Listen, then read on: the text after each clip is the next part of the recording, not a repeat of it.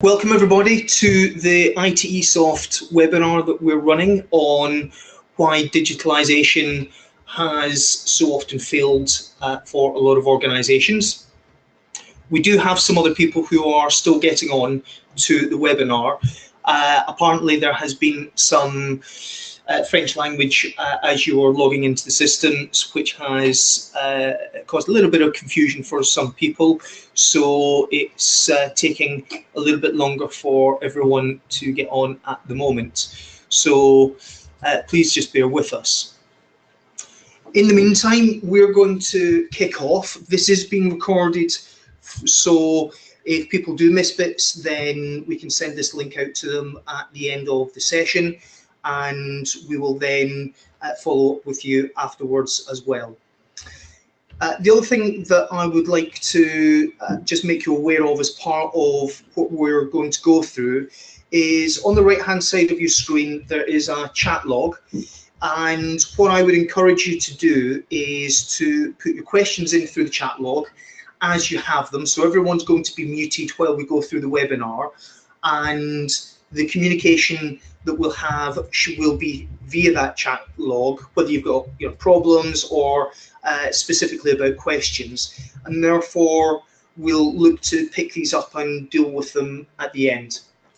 So I'm just going to cover at the moment what we're actually going to do from an agenda perspective, and we're going to start off with a little bit about the internet, a little bit of history on that and where we've come from. Then we're going to look at what organisations and the focus was from a digitalisation perspective last year, and what they're now looking at for 2018 to look at where there are changes with that. Then we're going to get into the why of the digitalisation failing and why projects aren't going as well as expected. And there'll be a number of areas that we're going to talk through at that stage. And again, questions into the chat log. I'll then give you a little bit of context about who ITESOFT are, where our expertise and knowledge comes from. I'll look to finish with a testimonial that we have from one of our existing clients, which is in this case Sodexo. And then we'll wrap up and take questions that have come in through the chat log.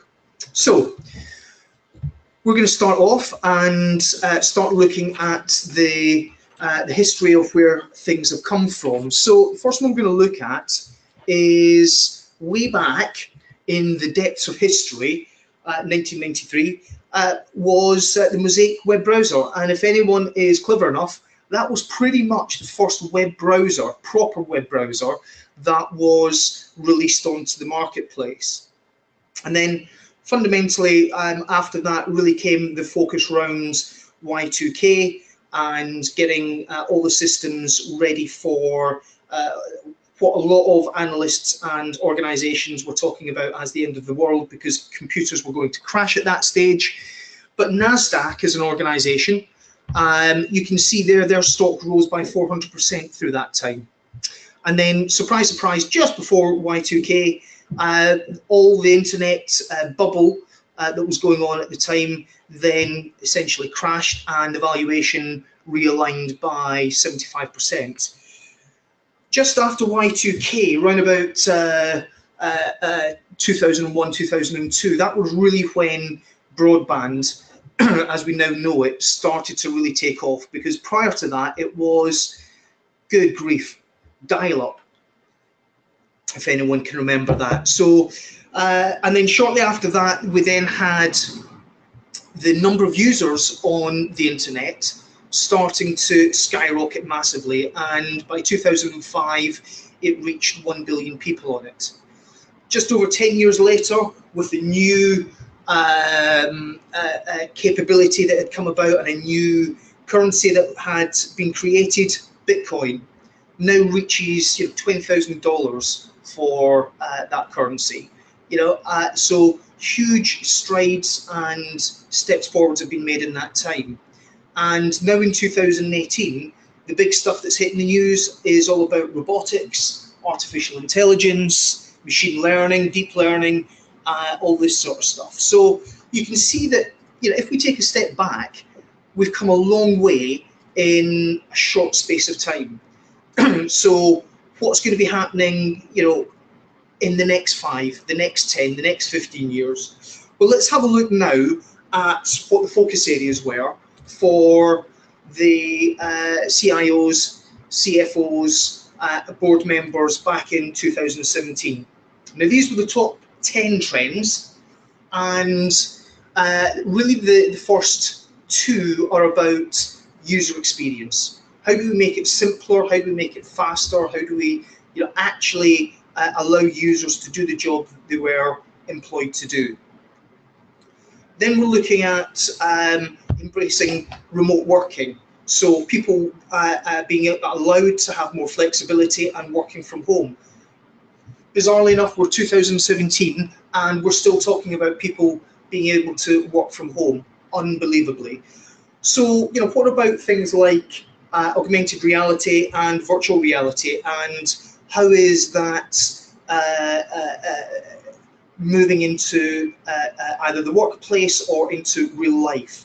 So the best example of augmented reality, for instance, is, if you guys can remember this, is the Pokemon Go product that came out, where you saw lots of people running around with their phones in the real world, you know, with a level of digitalization that was going on there as well. Surprise, surprise, APIs and integration is still a big topic, and we'll come on to that later on as well. Big data have been around for quite a number of years, but organizations, along with the Internet of Things, are still trying to get their heads around that, and what are they looking to be able to achieve, and how's that going to work for them? Still, you know, not quite there for a lot of organizations.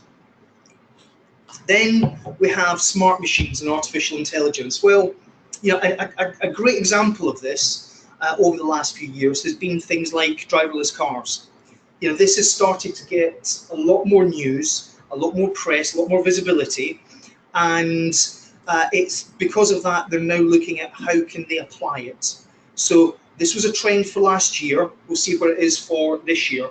And one of the key things is, last but not least, is, you know, about a lot of big organizations, but especially organizations that are growing, tend to grow and develop through silos. So how are they looking to be able to get rid of all of this? What we're now going to do, before we look at what's happening for this year, is we're going to go into a poll. And the poll, so this is where you guys are going to have to do some work for me, please. And this poll is where we are going to be looking at, or you're going to be feeding back to us, did your organization look at implementing any of the 2017 digital trends? So that should be on your right hand side of the screen, and we'll be looking at which one of these you have. So you may have gone for one, you may have gone for all of them. Over to you guys. We'll give you a minute on that.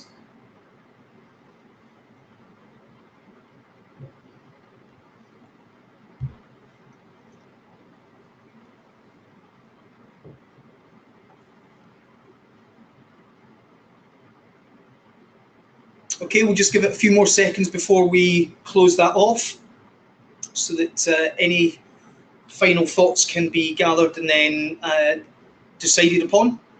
And we're now going to close that off. Excellent.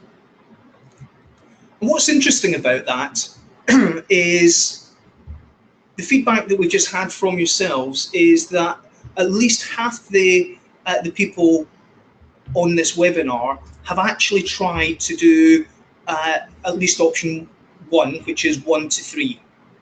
So at least 50% of the organizations are trying to do a level of digitalization. And what's very much more interesting is actually no one is doing all of them or most of them, and about a third of the respondents that came back said they're not doing anything at all. So what impact does that have on the organization? So this is interesting, because the research feedback that we've had is that about 61% of companies have tried at least most of option 1, which is the doing 1 to 3 of them. So change is happening. It may not be happening in your organization explicitly, but change is happening. So what is going to be done about that? Now, what we're going to be looking at is the future. So what are the digitalization trends for 2018? So these are slightly different, as you would hopefully expect, from 2017. So for instance, the Internet of Things has massively moved up in terms of the focus that organizations have. And Gartner is expecting more and more to be done on the internet, to be cloud-based, and more applications to be on the cloud. We also have much more coming through in terms of analytics, reporting, dashboards, and being able to have more and easier availability of data to understand where there are problems and also where there are not problems. So it's good to be able to report that everything's working good. It's also good to be able to report where a problem is and what are you being able to do about it. We also have on here for the first time, which is edge computing, which is the next step on from the cloud. And this is really based on big data and what can be achieved from big data on the cloud and all the computing power that can be achieved via that. We also have 5G that's coming through, which is probably another big entrance for things like driverless cars, aspects like that. There's been a huge amount of marketing and visibility on blockchain and where that is in the marketplace and how is that going to impact organizations. Now we've got artificial intelligence in its own right really starting to come in here as a specific focus, rather than it being wrapped up around smart machines and artificial intelligence. This is how are we going to apply that in its own right. Then we've got augmented reality versus virtual reality. That's dropping down. A new entrance in is failure as a service, i.e. we all know when we do new things that we're going to fail at some of it. May not be all of it, but we're going to fail at some of it. And what we're looking at here is how quickly can you do something, how quickly can you fail, and more importantly, how quickly can you learn from that failure to then be able to do better and right things from that. We have also business culture down here, and this encompasses a large aspect, both from top-down strategy as well as corporate strategy and culture within an organization, which we're going to touch on later, so I won't go into that one in too much detail. And the last one being digital transformation becomes a must. Well, there's an extent of that which I would be saying that because we're a digital company, so but this is Forbes who are saying and promoting this. It's becoming much more prevalent. Just coming back to the poll results, and that so many organizations are at least doing something in it, means that it's going to become more and more of a push rather than anything else. So let's then move back into the why of why so many digitalization projects have failed so often, or another way of looking at it is why they're not delivering what they're expected. So we're going to look at 6 areas of that. Now, thank you for the input on the previous slide. What we're going to do is move to another poll question. That should be coming up in front of you, and this is really to try and understand, have your organizations recently tried to implement any of the previous digitalization projects? So we're just looking for a very simple yes or no answer to that. Hopefully it won't take too much time. Everything should be on the right hand side of your screen under the poll section.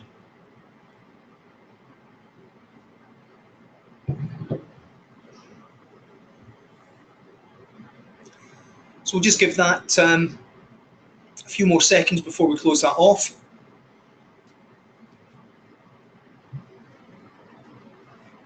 And we're now going to close that off. So thank you very much for everyone who has responded to that. Now what's interesting is this is actually very much in line with what Gartner are saying, with what Forbes are saying, that we have 67% of the respondents saying yes, they are trying, which is even higher than when we were doing the poll, the first poll question, about what projects have you tried. So where we had most people were trying 1 to 3 digitalization projects.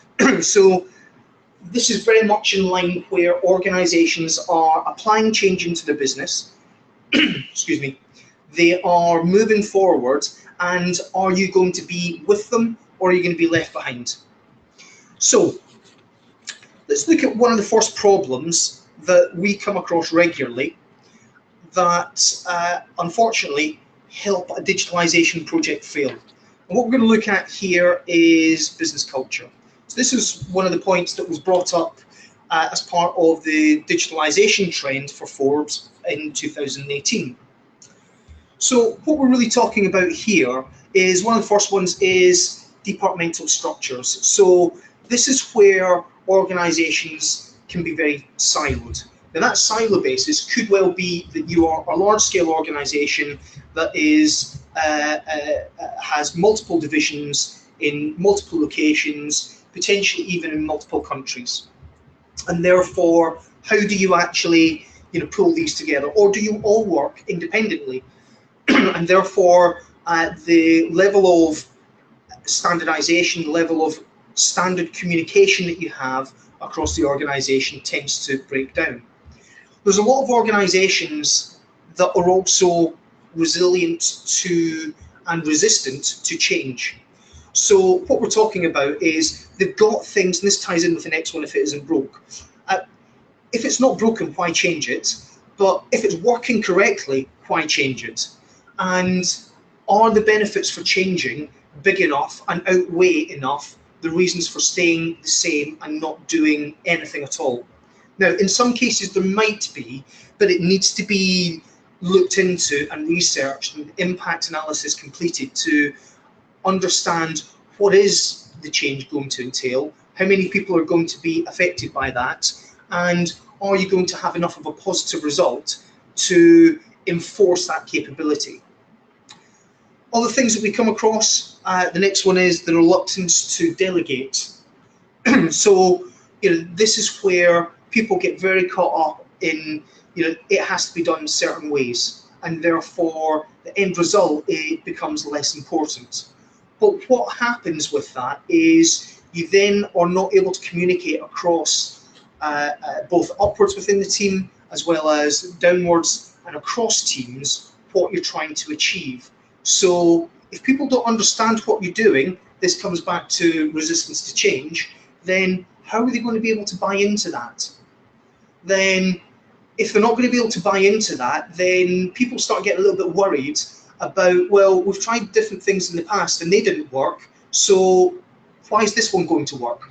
And this all then feeds in back into an aversion to risk.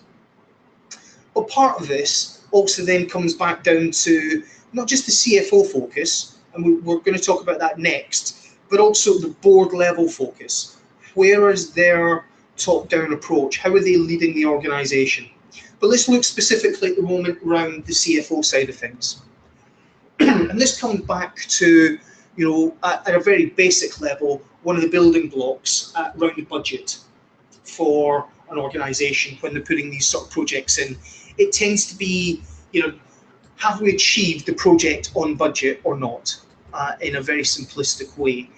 How do we manage to achieve that? Well, we need to, usually get senior management buy-in to that. If we don't have that buy-in, or even in some cases the CEO buy-in and public involvement in it, then we're not really going to get the focus at that level to be able to make the changes that need to happen. It also means we're not going to get funding. If we're not going to get as much funding as we need, and that funding could even just be into research capabilities of what's out in the marketplace or spending time on a business case, then how are you actually going to be able to move this forward? Other aspects that we come across are to do with people just changing an organisation, and when people change, the focus changes. New people coming in has a different focus as well, and they may not need, or they may need to have more time to buy into a previous focus that was put in place that they can buy into.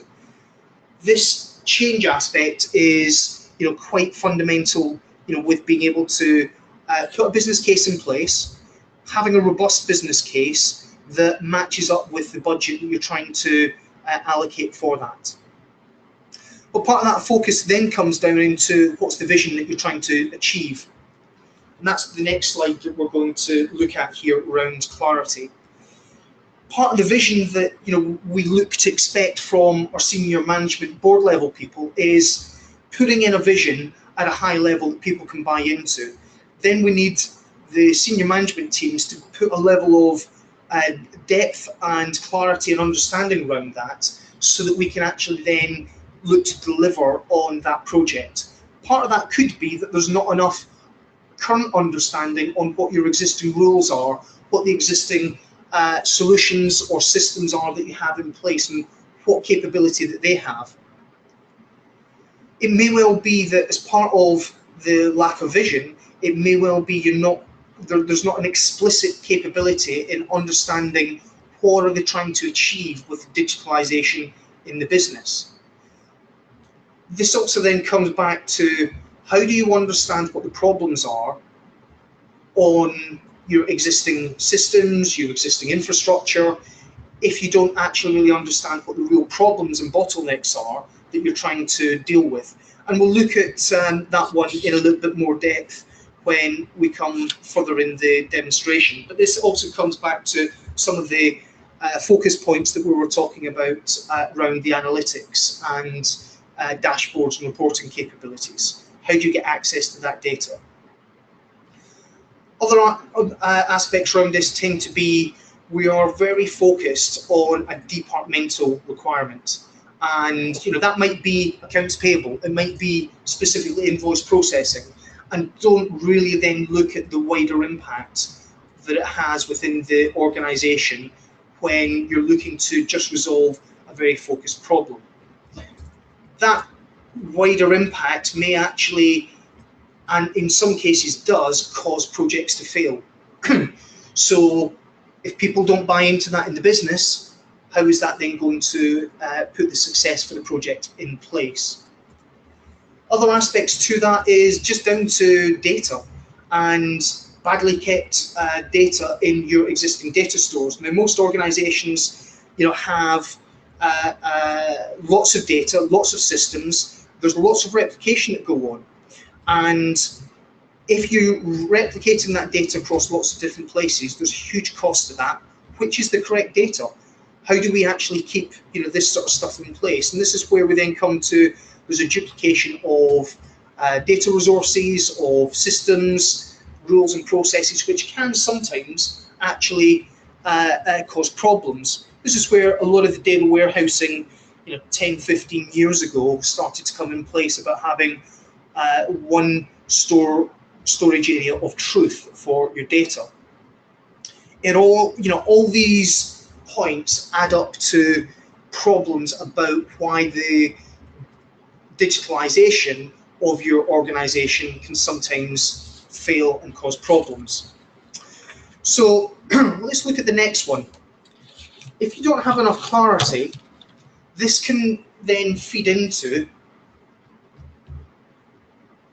have you clearly defined what you're trying to achieve, i.e. the scope of the project? So one of the things that we've talked about already is budget. We've also talked about vision. Another key area is scope. So you may deliver the project on time, we'll come on to that one. You may deliver the project on budget, but in a lot of cases that I've come across, you don't usually deliver to scope on that basis. So do you really understand what the drivers are and what the goals are that you're looking to try and achieve from the benefit across multiple geographical areas. In a lot of cases, there tends to be a high level of understanding that they need to have more clarity. It's a bit of a misnomer on that one, but people believe they think they know what they need until they're challenged on it. Are the targets set achievable? How do you know they're achievable? Or have they been set deliberately low by someone so they can be seen to be able to over-deliver, but it doesn't actually really deliver any benefit? This happens, we come across it quite a lot. Another aspect, about poorly defined objectives and scope means that they don't necessarily understand what impact that has for people at different stages in the process from a time perspective, and the time is really the killer. And we'll come on to that on our next slide. If you've got a poor scope in place, then how do you know that your deadlines are achievable? How do you know the budget's achievable? Because all of a sudden you've got areas that are unknown, and that is the unknown, but like Brexit to a certain extent, which then causes the uncertainty about how do you deliver to that. And it doesn't really allow you to have any flexibility within the project scope about how are you going to meet these deadlines? How are you going to spend time engaging with the business? Do you actually build that into your objectives and your scoping, and therefore how you're going to meet the end goals? So, next one that we've talked about a couple of times, or I've highlighted a couple of times, is that we're now going to look at is about time, and also as part of that time aspect, the policing element to this. So how do we manage to have a failure on addressing these challenges? So if you're a large organisation or you're a multi-site organisation, might be an easier way of putting it, we generally find you will have inconsistencies in each of the different sites. Now, they could be geographical sites, so you've got an organisation in the UK and you've got an organisation in France and Germany. They will generally run differently. So that inconsistency, especially when you're looking to do reporting up through the organisation, helps to help the project fail. Not having your senior management team engaged actively in the project and publicly talking about it, and taking some of the flack and pushing back on what parts of the organisation that want to do it differently from the project, means you're likely to fail. What happens if you have a drop in productivity, or the quality of the product or the quality of the end result is less? Well, you're not achieving the end goals that you're looking for. How do you actually get effective engagement with these business partners? And some of the business partners could be internal ones, if we are not engaging actively to address some of these issues. And that's part of the communication that most organizations fail on. So how do you put a marketing plan in place for your project that engages with them, keeps them updated, takes feedback that can be put into the plan? And of course, the other one is, and final one, excuse me, is how do you choose the right technology? Part of what we've been talking about through the CIO and CFO and board level focus is there's lots of different types of technologies out there. Do you choose AI? Do you choose AR? Do you choose robotics? What about blockchain? What is the right technology for the problem that you're looking to try and solve? And do we understand it well enough to be able to then start, dealing and bringing the right technology to place for the right solution, and dealing with the politics that will undoubtedly come about? So these are the 5-6 key areas that we see as failure points around why digitalisation are failing. And really it comes down to budget, scope, time, and how does it get policed. So you may deliver on budget, but you're probably not going to deliver on time, maybe not on scope. It usually tends to be 2 out of 3 will fail, rather than 3 out of 3 all being achieved. So what I would suggest is put questions in now through the chat log while you're thinking about it. I'll give you a little bit of time to do that now. just so that that's covered off before we carry on. And then I will give you a little bit of information about who we are as an organisation.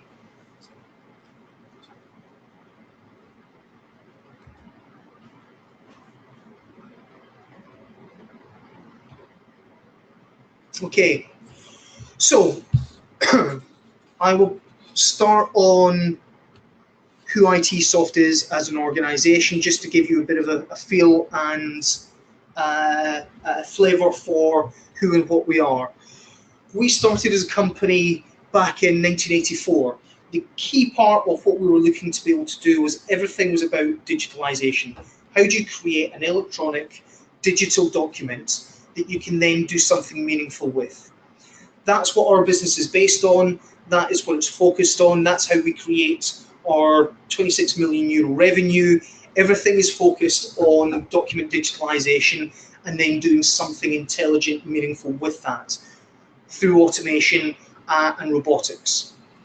We have in excess of 650 clients that are now processing annually over 1 billion documents through the software every year. So this is a tried and trusted, tested solution that works really well. Because we focus specifically on document capture and document digitalisation, we are the experts in this field. We spend a huge amount of money that we pour back into R&D to invest in future-proofing our existing clients as well as new clients coming on board with the latest technologies that allow simple, fast, quick automation, getting them implemented quickly and safely so that they are achieving the benefits they're looking for. And you can see on the right-hand side of your screen, we put up a few names there of organizations that are currently using our software.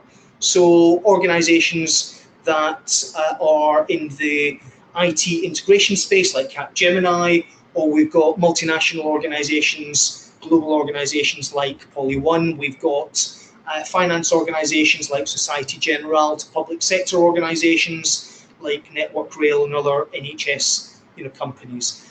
They have all been in a situation where they'd started off manual, or they had a little bit of e-invoicing going on with emails and needed to do something that was more digital.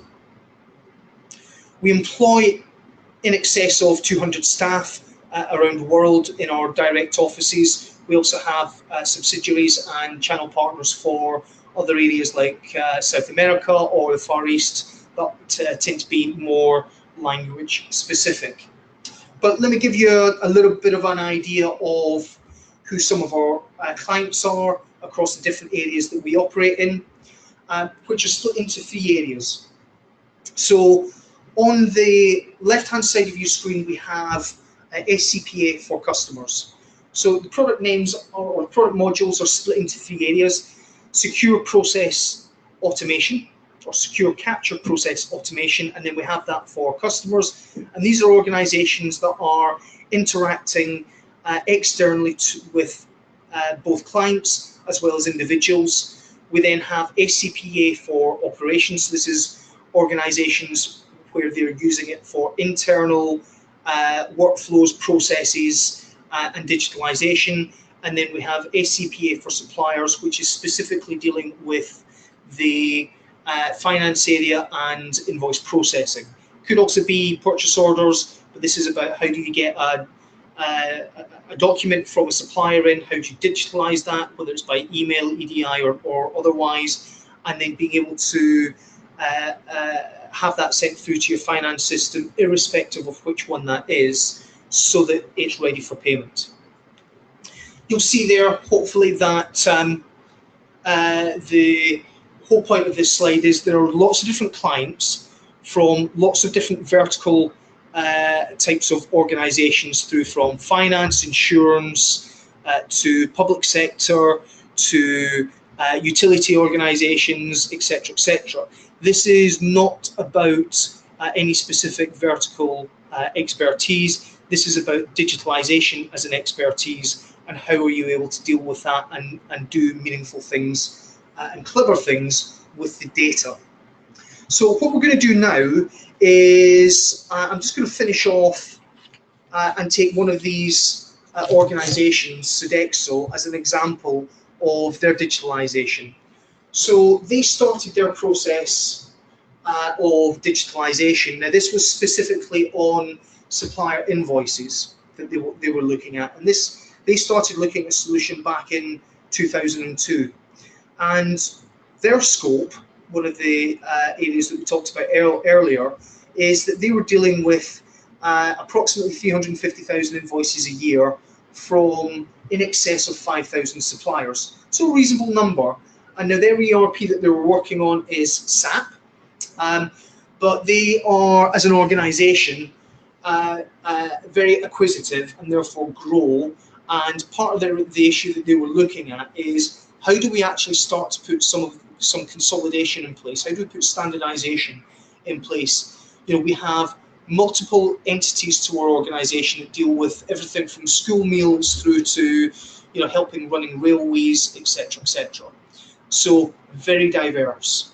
And how can we put a shared service center in place that allows our customer service platform to have the success to deliver what they need to their business partners, and be able to do that on a regular, consistent, standardized basis that they can use on a long-term basis.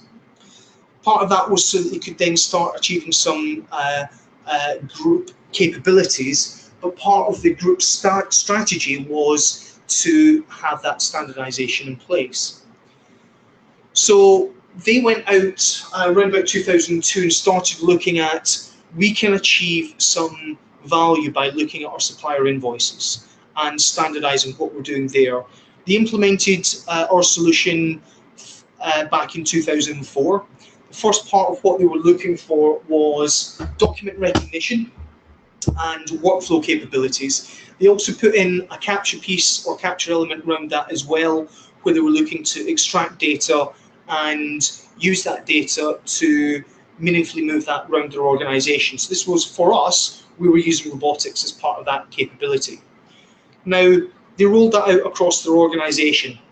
By 2009, they had acquired 13 other companies that they then implemented into this. And they upgraded the solution a couple of years ago to the latest technology. And as part of that, they then took on our email capture capability, because they found that the vast majority of their supplier invoices were coming through by email to their shared service center, and they were dealing with these manually.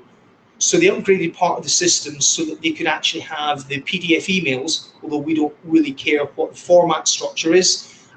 We have an omni-capture capability for that, but we more importantly deal with that automatically. So we then process the email and we process the email attachment, whether that's a multiple PO invoice or multiple invoice on one PO or multiple invoices for non-PO. We don't care, we can process all of that really easily. And the key thing for Sodexo is that what they've found is they've been able to reduce their time in half from the time that they receive an receive an invoice to the time that they're ready to pay.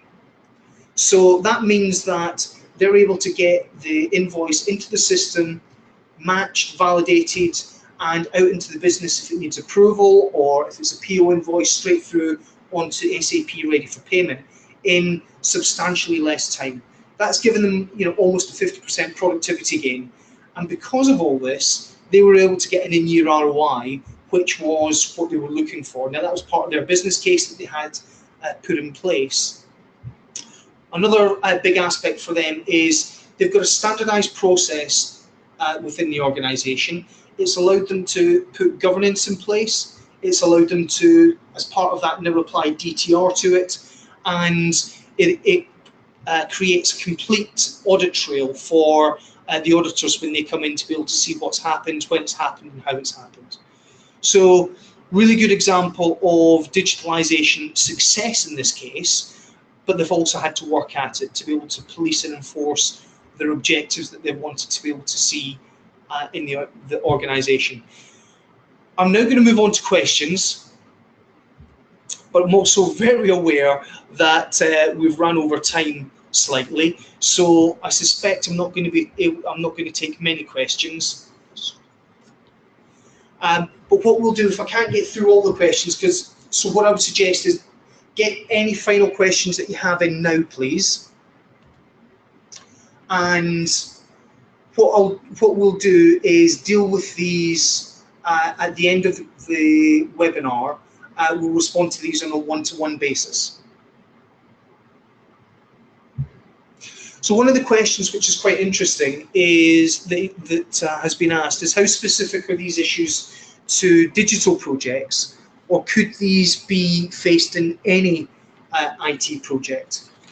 And what's interesting, or what I find interesting about that, is there are certain aspects which are more prevalent to a digital project than to necessarily any IT project.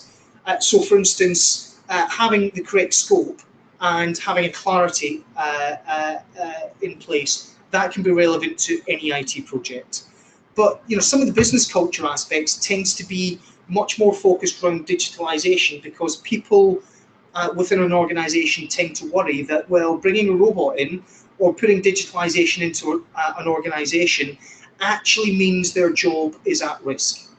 And I will be the first to admit that in probably 50% of cases, when I've looked specifically at, for instance, invoice processing digitalisation projects, cost reduction is a key element of that. Cost reduction in this case means people being moved out of the AP team. Okay. Now, for a lot of organisations, what they're actually looking to do is to, one, create capacity in that team, and secondly, that capacity is to really have them focused on other value-add areas that they just cannot get to at the moment. The final aspect to it being, if they are moving people off and out the team, they're usually, not in all cases, but they're usually moving them into other parts of the business. The people they are usually losing, I've generally tended to find, are either temps that they've got in that are costing them a lot of money, or it unfortunately comes down to just redundancies because of the way they're operating. But because a lot of companies are tending to consolidate into a shared service centre type rationale rather than having lots of people around lots of different locations, this tends to be much more about a digital project rather than an IT project. Hopefully that helps it. If you do have more questions on that, more than happy to answer that. So please do send that one in. At the moment, I'm very aware we've run over time. So what I'm going to do is close down the webinar. Any other questions, please put them in, and we will deal with these offline. Thank you very much for your time, and have a good day.